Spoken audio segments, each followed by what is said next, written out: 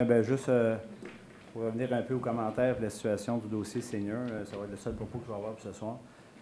Juste éclaircir la situation puis se mettre dans le contexte à l'époque quand il nous avait été présenté ce dossier-là.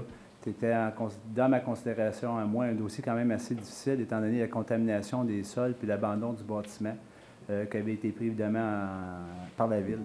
Quand on arrive devant des décisions comme ça, d'aller sur des projets, peu importe des fois la forme qui se mode alentour de ça, il reste quand même que c'est un projet qui était à chaque fois évolutif. À chaque fois, il nous arrivait avec des arguments, des différences sur certaines décisions qui avaient été prises pour justement pour arriver à un moment donné avec un projet de long terme, avec un visionnement, avec une vision à long terme, avec des résultats. L'analyse qui avait été prise à l'époque de ma part, c'était justement ces éléments-là qui arrivaient à me convaincre, à dire, bon, je pense que c'est un projet qui peut être intéressant pour la collectivité en raison de l'état du bâtiment et en raison de l'état du contexte économique. Vu cette situation-là, moi, je reste toujours dans la considération que j'appelle ça un peu la vieillerie du cœur de Saint-Jean. On avait quand même une opportunité importante, d'affaires importantes, puis avec une contribution assez, au bout de la ligne, avec une bonne contribution. Parce que si on regarde aujourd'hui le projet, à ce qu'il rapporte pour les 10, 20, 30, 50, 100 prochaines années, on parle de millions.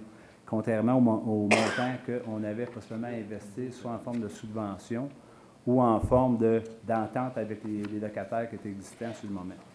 Donc moi, en fin de compte, c'est que ce que je prends en considération, c'est l'analyse du résultat. Puis je crois que ce dossier-là, au bout de la ligne, peu importe l'état qui peut se produire, je pense que aujourd'hui, avec l'AMAMRO, l'UPAC, si on a eu des erreurs qui ont été émises, qui nous en fassent part, je pense qu'il n'y a jamais eu de mauvaises intentions dans ce dossier-là. Au contraire, c'était des bonnes intentions.